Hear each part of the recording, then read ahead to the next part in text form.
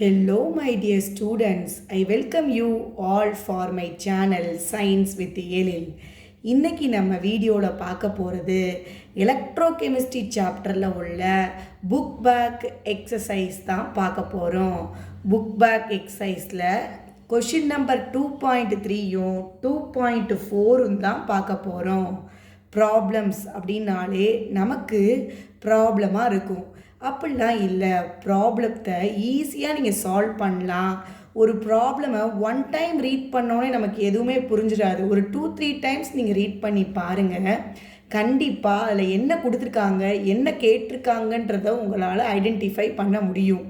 So பண்ணிட்டீங்கன்னா அதுக்கு ரிலேட்டடான ஃபார்முலாஸ் என்ன அப்படின்றத நீங்கள் தெரிஞ்சிருவீங்க, உங்களுக்கு தெரிஞ்சிரும். அப்போ ஈஸியாக நம்ம சொல்யூஷன் போட்டுடலாம். நீங்கள் தியரி பாட்டை தரவாக படித்து ஃபார்முலாஸ் ஈக்குவேஷன்ஸ் எல்லாம் தரவாக இருந்தீங்கனாலே கண்டிப்பாக ப்ராப்ளமை ஈஸியாக அட்டன் பண்ண முடியும். சரிங்களா? ஸோ நம்ம இன்றைக்கி நம்ம வீடியோவில் 2 சம்ஸ் பார்க்க போகிறோம். சம் நம்பர் 2.3 அண்ட் 2.4 2 சம் பார்க்க போகிறோம். ஸோ இது சம் நம்பர் 2.3. ஸோ 2.3ல் என்ன கொடுத்துருக்காங்க அப்படின்றத ஃபஸ்ட்டு நம்ம கோ த்ரூ பண்ணுவோம். பாருங்கள். Depict the galvanic sell in which the reaction zinc 2+ மாறுது, சில்வர் அயான் சில்வராக மாறுது, டேக்ஸ் பிளேஸ். ஸோ இந்த மாதிரி ஒரு செல் ரியாக்ஷன் நடக்குது. இது ஒரு கேல்வானிக் செல் அப்படின்னு கொடுத்துருக்காங்க. ஃபர்தர் இதில் இருந்து which of the electrode is negatively charged, எந்த எலக்ட்ரோடு இங்கே நெகட்டிவ்லி சார்ஜ்டு அப்படின்னு கேட்டிருக்காங்க. நெக்ஸ்ட்டு இந்த ரியாக்ஷனில் கரண்ட்டு கேரி பண்ணுறது யார் அப்படின்னும் கேட்டிருக்காங்க. இண்டிவிஜுவல் ரியாக்ஷனை எழுத சொல்லியிருக்காங்க. ஒவ்வொரு எலக்ட்ரோட்லையும் என்ன இண்டிவிஜுவல் ரியாக்ஷன் அப்படின்றதையும் எழுத சொல்லியிருக்காங்க. அதுவும் நம்ம எழுதணும். ஸோ இவ்வளோ டீட்டெயில்ஸ் நம்ம எப்படி ஈஸியாக கண்டுபிடிக்கிறதுன்றதை பார்ப்போம். ஃபஸ்ட்டு இது ஒரு கேல்வானிக் செல் அப்படின்னு சொல்லிட்டாங்க. ஸோ செல் ரியாக்ஷன் லாஸ்ட்டாக நம்ம கேட்டிருக்காங்க, அப்போ எழுதிப்போம்.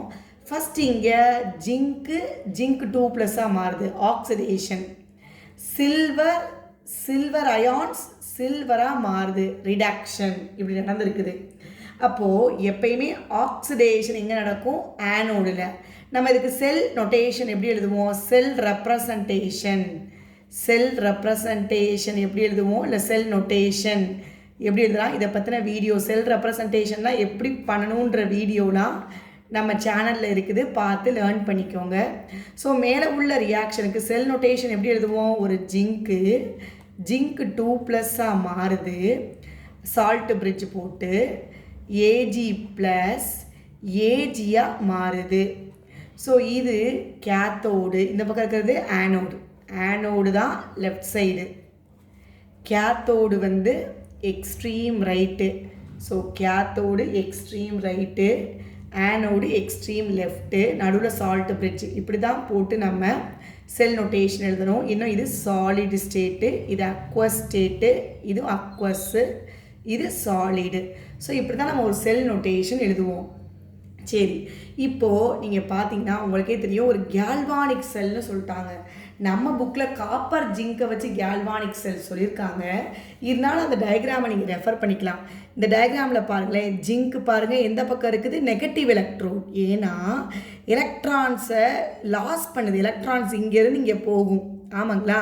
அப்போ எலக்ட்ரான் போகுது, எலக்ட்ரான் ரிச்சாக இருக்குன்னா அது என்ன மாதிரி எலக்ட்ரோடு? Negative electrode. ஓகே, நமக்கு இங்கே சம்மில் காப்பர் கொடுக்கல, சில்வர் கொடுத்துருக்காங்க. பட் இங்கே காப்பர் இருக்குது. நம்ம ஜிங்க்கு சில்வர் அதான் நம்ம சம்மில் கொடுத்துருக்குறது. ஓகேங்களா? அப்போ ஜிங்க் தான் எலக்ட்ரான் இங்கேயும் லாஸ் பண்ணுது. ஸோ ஜிங்க் எலக்ட்ரான் லாஸ் பண்ணுதுன்னா எலக்ட்ரான் அந்த பக்கம் போகிறதுனால என்ன சார்ஜ்? Negative charge. அப்போ இந்த எலக்ட்ரோடு என்ன மாதிரி எலக்ட்ரோடு? Negative electrode. ஸோ அதான் which of the electrode is negatively charged? Zinc electrode தான் நெகட்டிவ்லி சார்ஜ். தான் ஃபர்ஸ்ட் கொஸ்டினுக்குரிய answer. So zinc electrode is negatively charged. So zinc electrode தான் நெகட்டிவ்லி சார்ஜாக இருக்கும். பிகாஸ் ஜிங்க் தான் நமக்கு எலக்ட்ரானை லாஸ் பண்ணுது. ஸோ இந்த எலக்ட்ரோடு வழியாக பார்த்தீங்கன்னா எலக்ட்ரான் நிறைய போகும் ஆமாங்களா. ஸோ அப்போ எலக்ட்ரான் நிறையா இருக்குன்னா அங்கே நெகட்டிவ் சார்ஜ் இருக்குன்னு தான் அர்த்தம். அப்போ இது நெகட்டிவ் எலக்ட்ரோடு. ஓகேங்களா. ஸோ அதை வச்சு சொல்லியாச்சு. Zinc electrode is negatively charged. Right. அடுத்த கொஸ்டின் என்ன? த கேரியர்ஸ் ஆஃப் த கரண்ட். கரண்ட்டை யார் கேரி பண்ணுறாங்கன்னு கேட்குறாங்க. அதே தான் இந்த டயக்ராம் வச்சு பார்த்தே நம்ம சொல்லிடலாம். இங்கே நம்ம சம்மில் இது சில்வர் ஞாபகம் வச்சுக்கணும். காப்பருக்கு பதிலாக சில்வர். ஸோ இப்போ என்ன எலக்ட்ரான்ஸ் இங்கே ஃப்ளோ ஆகுது. எலக்ட்ரான் தான் கேரியர்ஸ் ஆஃப் கரண்ட்டு. எலக்ட்ரானோட ஃப்ளோ தான் கரண்ட்டு. எலக்ட்ரான் ஃப்ளோ இப்படி இருக்கும். ஜிங்க்லேருந்து எங்கே வரும் எலக்ட்ரானோட ஃப்ளோ? சில்வருக்கு வரும். இங்கே நம்ம சில்வர் நமக்கு கொடுத்துருக்கிறது சில்வர். சரிங்களா. ஸோ எலக்ட்ரானோட மூவ்மெண்ட் எப்படி இருக்கும்? ஜிங்க்லேருந்து சில்வருக்கு வரும். எலக்ட்ரான் ஃப்ளோக்கு ஆப்போசிட்டில் தான் கரண்ட்டு ஃப்ளோ இருக்கும். எலக்ட்ரான் ஃப்ளோக்கு ஆப்போசிட்டில் தான் கரண்ட்டு ஃப்ளோ இருக்கும். அப்போது கரண்ட் எங்கேருந்து எங்கே வரும்? சில்வர்லேருந்து ஜிங்க்குக்கு வரும். ஓகேங்களா. ஸோ கரண்ட் எப்போயுமே எலக்ட்ரான் ஃப்ளோக்கு ஆப்போசிட் டைரெக்ஷனில் வரும். அப்போ சில்வர்லேருந்து தான் கரண்ட்டு ஜிங்க்குக்கு வரும் அப்படின்றத தெரிஞ்சுக்கலாம். அப்போது எலக்ட்ரான் யார் இங்கே கேரியர்ஸ்? இங்கே electron are the carriers of the current. Electron தான் கரண்ட்டை எழுதிட்டு வருது. Carriers of the current. Electrons are the carriers of the current. ஓகேவா. ஸோ கரண்ட் இந்த cell. Electrons are the carriers of the current in the cell. அப்போது எங்கேருந்து current வரும்? ஆனோடுலேருந்து வருமா கேத்தோட்லேருந்து வருமா? கேத்தோட்லேருந்து தான் வரும். பிகாஸ் நம்ம எலக்ட்ரான் ஃப்ளோக்கு ஆப்போசிட்டில் தான் கரண்ட்டு வரும். அப்போது சில்வரில் இருந்து தான் therefore current flow from cathode to anode. Cathode to anode. Current flow from cathode to anode. அப்போ cathode to anode na இங்கே that is from சில்வரில் இருந்து சில்வர் டு ஜிங்க். இதை வச்சு சொல்லலாம். ஜிங்க் எலக்ட்ரான் லாஸ் பண்ணுது. அப்போ எலக்ட்ரான் இந்த பக்கம் போகும். எலக்ட்ரான் ஃப்ளோக்கு ஆப்போசிட்டில் தான் கரண்ட் வரும். அப்போ இந்த பக்கம் தான் கரண்ட் வரும். கேத்தோட்லேருந்து ஆனோடுக்கு தான் கரண்ட் வரும்.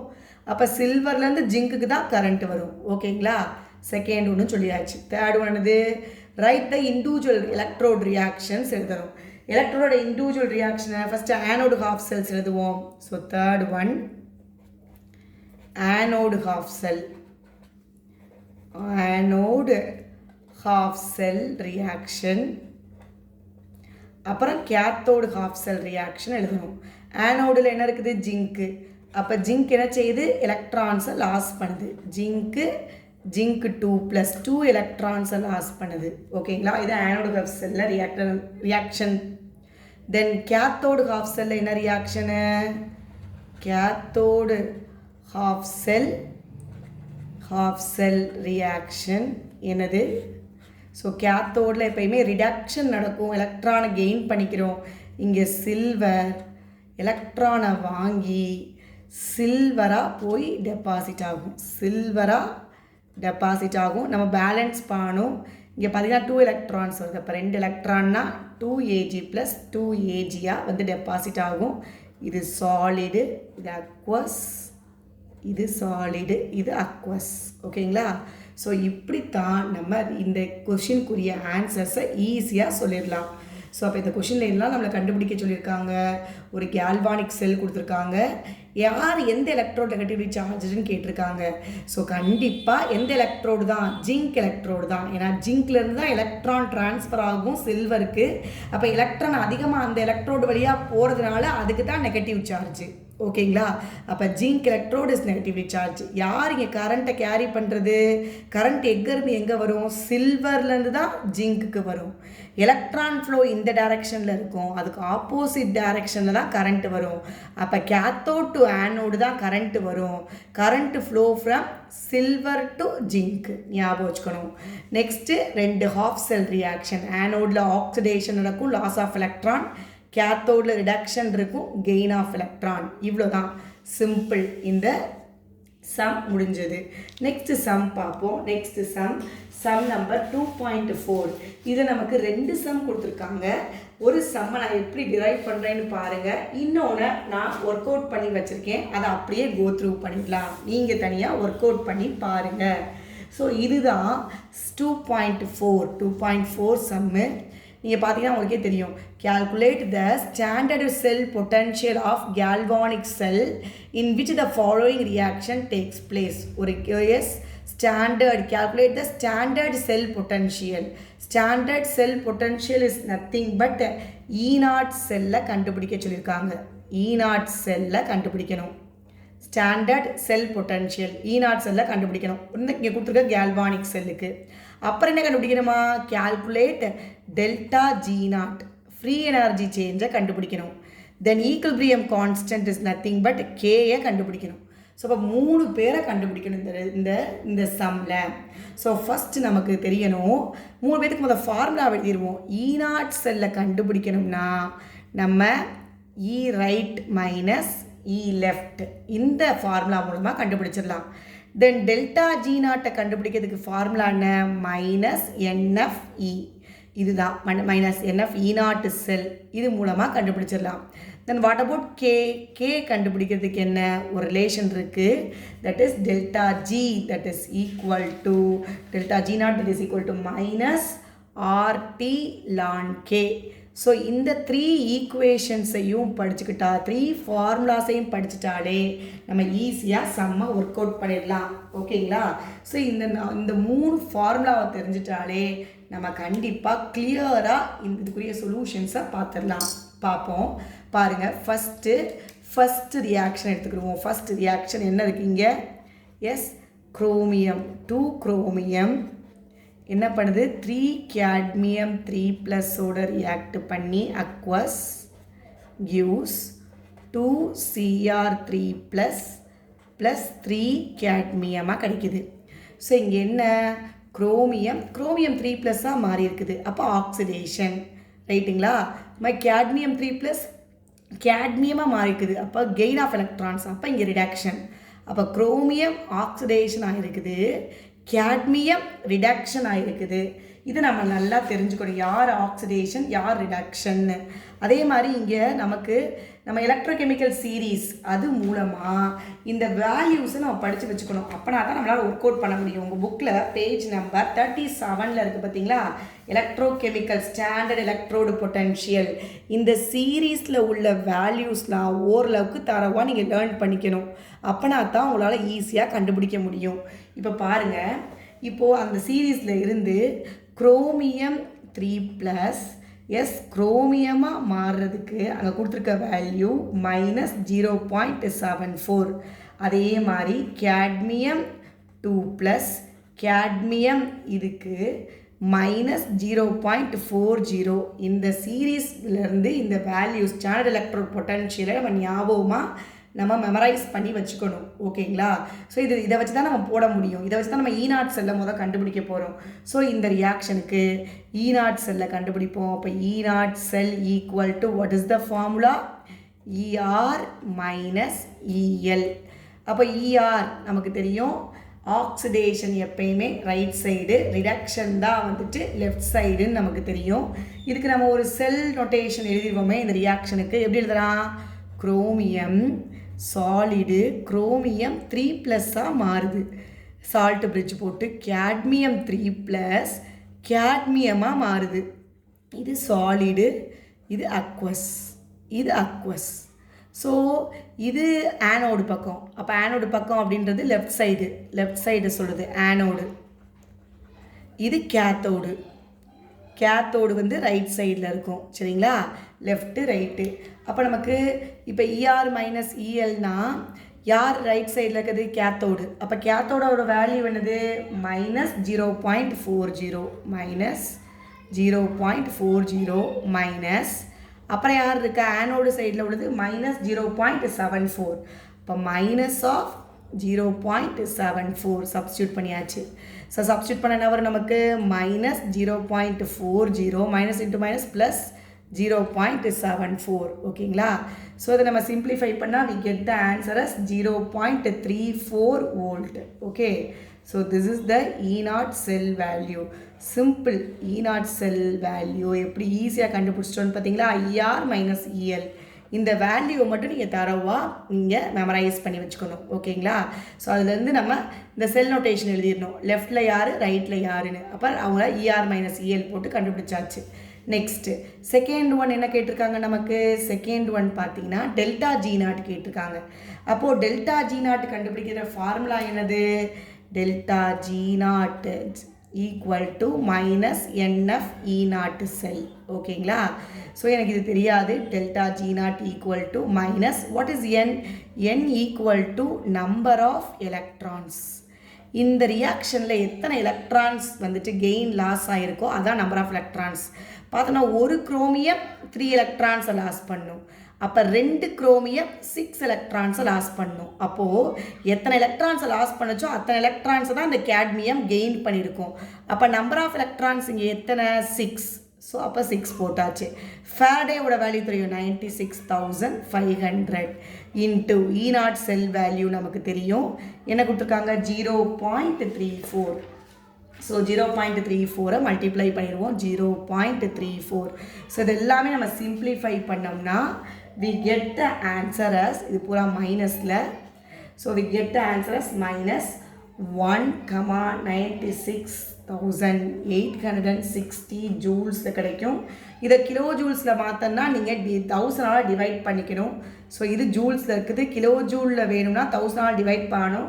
So in that answer will be 196.86 kilo joule. So ஜூலில் இது இருக்குது, இது கிலோ ஜூலில் இருக்குது பார்த்துக்கணும். ஓகேங்களா. ஸோ டெல்டா G0 நம்ம கண்டுபிடிச்சாச்சு. எதை கண்டுபிடிச்சிட்டோம். E0 செல்லையும் கண்டுபிடிச்சிட்டோம். ரொம்ப சிம்பிளாக கண்டுபிடிச்சிட்டோம். நெக்ஸ்ட்டு கேவை கண்டுபிடிக்கணும். ஈக்குலிபிரியம் கான்ஸ்டன்ட் அதை எப்படி கண்டுபிடிப்போம்னு பார்ப்போம். பாருங்கள். ஸோ நமக்கு தெரியும் வாட் இஸ் அந்த தேர்டு ஈக்குலிபிரியம் கான்ஸ்டன்ட் கண்டுபிடிக்கணும். ஈக்குலிபிரியம் கான்ஸ்டன்ட்டை கண்டுபிடிக்கணும். அதுக்கு நம்மக்கிட்ட என்ன ஃபார்முலா இருக்குது. Delta G not equal to minus RT ln K.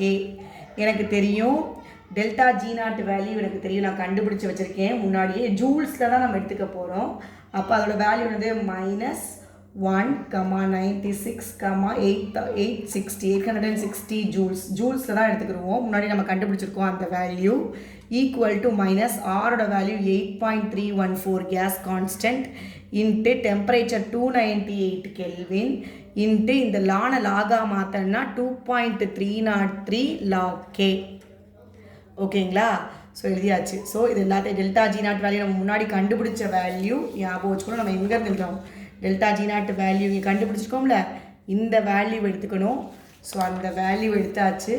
எடுத்துட்டு next case constant value temperature 298 kelvin 2.303 லானை லாகாக மாற்றணும்னா எனக்கு இது லாக் K மட்டும்தான் வேணும். மற்ற யார் வேணாம். அப்போ அவங்க எல்லாத்தையும் இந்த பக்கம் கொண்டு வந்துடுவோம்.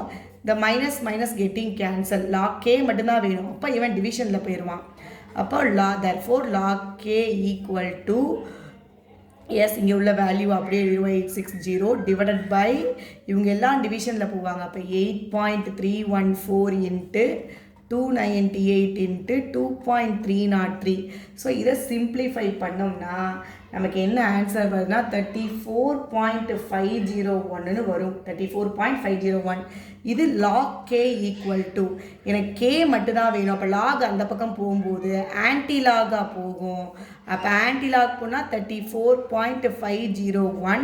ஸோ ஆன்டி லாக் எடுத்தோம்னா என்ன வரும் நமக்கு 3.17 இன்ட்டு 10^24. ஸோ இதுதான் K value. So log anti log பார்க்க தெரிஞ்சுக்கிட்டிங்கன்னா ரொம்ப ஈஸியாக சால்வ் பண்ணிடலாம். ஸோ கேவோட வேல்யூவை நம்ம கண்டுபிடிச்சிட்டோம். ஸோ இப்படித்தான் நம்ம சிம்பிளிஃபை பண்ணணும். அப்போ நம்ம கொஷினில் கேட்டது என்ன, E0 செல் கேட்டாங்க, அதை ER minus EL ஃபார்முலா மூலமாக கண்டுபிடிச்சிட்டோம். டெல்டா G0 கேட்டாங்க, அதை மைனஸ் NF E0 செல் மூலமாக கண்டுபிடிச்சிட்டோம். K கேட்டாங்க, delta G0 equal to minus RT ln K formula மூலமாக கண்டுபிடிச்சிட்டோம். ஸோ இப்படி தான் நம்ம சிம்பிளாக ஈஸியாக டிரைவ் பண்ணிடலாம். ஓகேங்களா? இந்த வேல்யூஸை மட்டும் நீங்கள் ஞாபகம் வச்சுக்கணும். வச்சுட்டீங்கன்னா ஈ நாட் செல் கண்டுபிடிச்சிருங்க. ஈ நாட் செல்லேருந்து டெல்டா ஜி நாட்டை கண்டுபிடிச்சிடலாம். டெல்டா ஜி நாட் இருந்துச்சுன்னா அதுலேருந்து கே கண்டுபிடிச்சிடலாம் ரொம்ப ஈஸியாக. ஸோ இதே மாதிரி தான் இதில் செகண்ட் சம்மும். அதை நான் ஆல்ரெடி போட்டே வச்சுருக்கேன். நீங்கள் பாருங்களேன், இதை அப்படியே கோ த்ரூ பண்ணிடுவோம். அப்போது ஈ நாட் செல் கண்டுபிடிக்கணும், டெல்டா ஜி நாட் கண்டுபிடிக்கணும், கே கண்டுபிடிக்கணும், equilibrium constant. First sell potential E not செல்லை கண்டுபிடிச்சிருவோம். அதுக்கு இந்த செல் நோட்டேஷன் எழுதியிருக்கேன். இங்கே பாருங்கள், அயன் 2+ ஆர் வந்து 3+. அப்போ அது ஆக்சிடேஷன். அப்போ லெஃப்ட் சைடில் தான் இருக்கணும், ஆனோடு தான் ஆக்சிடேஷன். ஏஜி ப்ளஸ் ஏஜியாக மாறிடுச்சு, எலக்ட்ரானை கெயின் பண்ணியிருக்கு. அப்போ அது கேத்தோட் சைடில் தான் இருக்கணும், ரிடக்ஷன். ஸோ செல் நோட்டேஷன் எழுதியாச்சு. இப்போ செல் நோட்டேஷன் எழுதிட்டீங்கன்னா லெஃப்ட் எது ரைட் எதுன்னு உங்களுக்கு கிளியராக தெரிஞ்சிடும். இப்போ நமக்கு தெரியும் ஈ நாட் செல் கண்டுபிடிக்கிறது ஃபார்முலானது இ ரைட் மைனஸ் இ லெஃப்ட். இப்போது இந்த வேல்யூஸ் எங்கேருந்து வந்துச்சு, நம்ம புக்கில் பார்த்தோம்னா எலக்ட்ரோகெமிக்கல் சீரீஸ், அங்கேருந்து வந்த இந்த வேல்யூ. ஸோ இ ரைட்டில் யார் இருக்கா, ஏஜி. ஸோ அதோட வேல்யூவை சப்ஸ்டியூட் பண்ணோம்.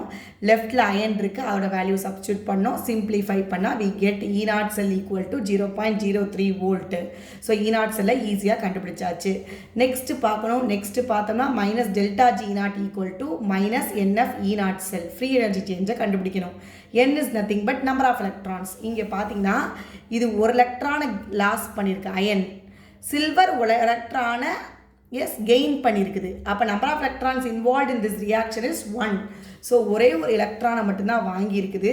அப்போ நம்பர் ஆஃப் எலக்ட்ரான்ஸ் என்னோட வேல்யூ வந்து 1. ஃபேரடே நமக்கு தெரியும், இ செல் வேல்யூ நம்ம கண்டுபிடிச்சது 0.03 வோல்ட்டுன்னு.